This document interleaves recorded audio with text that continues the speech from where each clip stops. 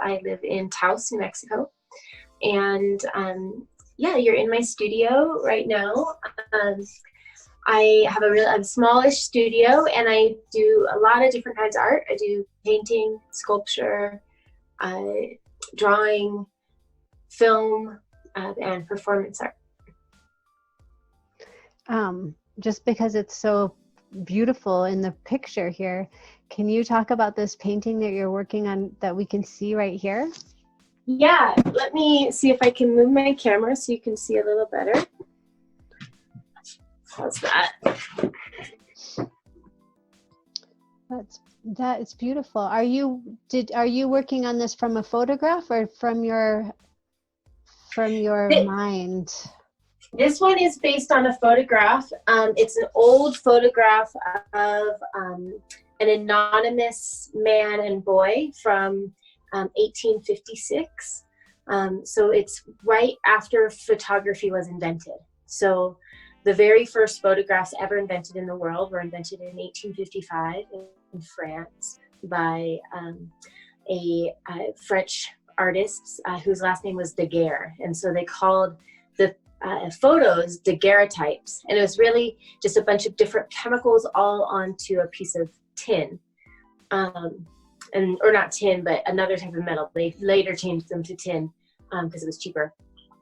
But daguerreotypes, and glass, I think they used in the very beginning. Either way, the daguerreotypes are some of the very first photos that were ever made. So I've been collecting photos of people who came from African American slave trade, or within, this country, people who were from so many different walks of life in that time as African American people.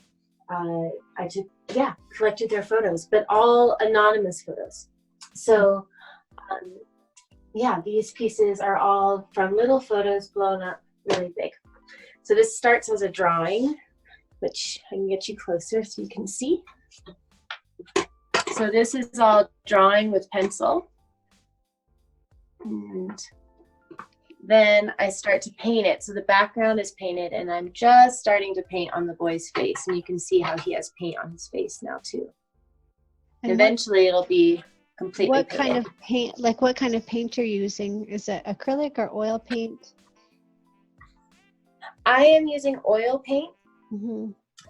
So I use oil paint really thin. Here's some of my paints. I don't know if you can see well. There we go. So these are all these are the paints I'm working with right now. I'm only using, can you see them? Mm-hmm. Yeah? Yeah. Good. So I'm using brown paint, blue paint, which if you mix brown and blue, it makes kind of a dark gray. I'm using a little bit of black and a little bit of white. So I'll do my whole painting with only 3 colors, but all oil paint. And then all of these are different liquids that you use to either thin the paint, or this one makes the paint go a little longer. And then I have a whole bunch of different shapes of brushes for all the different angles. And how did you learn to paint? Or maybe just talk about how, because I think a lot of people assume that someone who makes paintings that look like that, went to art school, or, how did you learn how to do that? I didn't go to art school. I'm going to art school right now. But I've done art my whole life. And I always, since I was really little, I really loved to draw, and I loved to make small things, but I never really thought that I could actually paint a really big thing, or that I had those skills. And so it took pretty much my whole life for me to decide that I would give it a try. And so I just tried. I just started to paint. One day I got a bunch of paints, and I decided that I had these images in my mind that I really wanted to get out. And so I just started. And actually these ones over here, let's see, can you see this one? These were some of my very first paintings. And these were some of the images that were just in my mind. Mm-hmm. And so I started to paint these on doors. These are all painted actually on doorways from closets. So I just started to paint, and I myself how. I've tried to go, I don't know how you do it. I guess I just tried to teach myself how to do it. I gave myself the permission that I could do it. And I started to put the paint down. I didn't even know how to mix it up. I looked up things, I read in books, I asked a couple teachers, and people that I knew if they had techniques. Mm-hmm. But really I just tried to paint what I saw in my mind. And speaking of what you saw in your mind, what were some of the ideas and things that were coming up in your mind that kind of made you want to make art about it? Like, did it come from the idea, did the desire to make the art come from ideas that were coming out of you that needed to come out, or did it kind of go the opposite way? I don't know if that was a good question.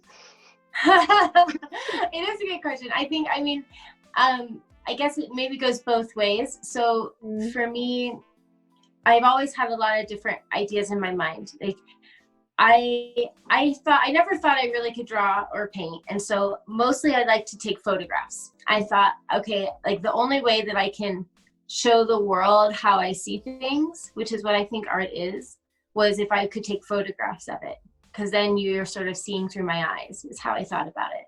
And when I finally decided to try and paint, then I tried to think about that. I was like, how can I help people see through my eyes? And so when I closed my eyes, I would see certain images. And at this time I was seeing all of these faces and bodies and people that were from my ancestry and stories. And I didn't often even know why, or I would see a certain image. I just closed my eyes and let my imagination go. And when I would see the image, then I would try and remember it like a dream. And then I would try to draw it. And so it really was coming from the inside out, and then when it was out, then it would start to tell me different things. All of a sudden I'd see it and be like, oh, actually it was a little different. And there was then this way that the drawing also reflected back to me and told me more about what I was trying to do. Mm-hmm. Can you talk about your sculpture work? I don't know if you have any of that. Yeah, I do. Let's go over here. Okay, I can see my whole studio. So let's see. Here's some of my newer sculptures. I don't have a lot of my masks here, but this is one of my newer busts that I need to actually get into the kiln. So this is all clay and it's hollow. Again, I really am enjoying doing, these people. I'm really interested in faces and beings. So this face, this person, sort of emerged out of nowhere. This isn't from a picture. Mm-hmm. This one is from my mind. Mm-hmm. And there's some energy in it that I really like, the way that the eyes are. Yeah. There's some question almost in it that I'm trying to answer. Yeah. This one I was working on, and then I ended up not finishing it, and it kind of dried out. So now we'll see what happens. But you can see almost half finished. It's hollow on the inside, and it's built with just slabs of clay. And I have a little brace to help it stay together, and then I had little scratches to help add the next part on. But now it's all dried out. I think I can probably get it wet to do another one. And then there's some pieces here that I did a series of masks. This is one that didn't end up in the series. It got a little burned a little differently. But I did a series of 108 of these masks. And so that's another one of my sculpture projects. And each one of these was based on my own face and then carved from there. And there's little parts of some that were never fired, pieces that are broken.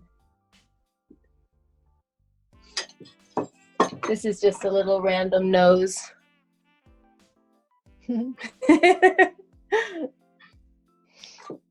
Okay.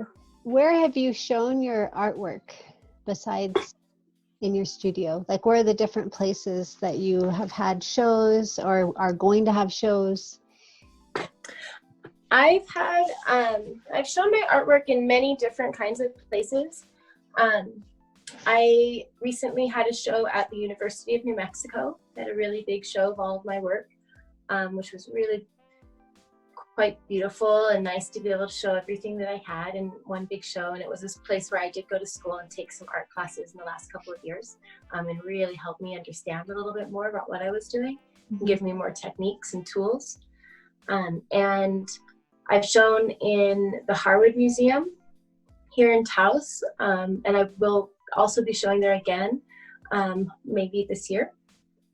I was just invited to do a small show there. And then I've shown in New York in both a Museum of African Diasporic Arts in New York, in Brooklyn, and in galleries in New York as well. And what about in Michigan? Oh, in Michigan, I can't forget. In Michigan, I did a big competition with my masks where I showed all 108 of my masks in a big straight line in a convention center space, and had hundreds of thousands of people come, and it was a national event, and I ended up winning over thousands of other artists from all over the world. My exhibit won one of the grand prizes in the event. It was called Art Prize. Yeah. There's so many things we could talk about, but can you talk a little bit about your trip to Ghana and kind of how that came out of your artwork, and then just briefly about it, and then maybe there's, I don't know if you have links on your website to more pictures about that trip that we can share too. Yeah, that's actually a good nudge. I have a lot of great pictures and film work and everything that I have yet to put up on my website to show that experience. Probably about time to do it now. But yes, I was able to meet through my art after I won the big competition, and a lot of people saw my masks. The word got to this other artist in Ghana who did a project very similar, but instead of only doing 108 masks, he did over 2,000, now nearing 4,000 full heads and busts. And they're all life size, all carved, and incredibly beautiful.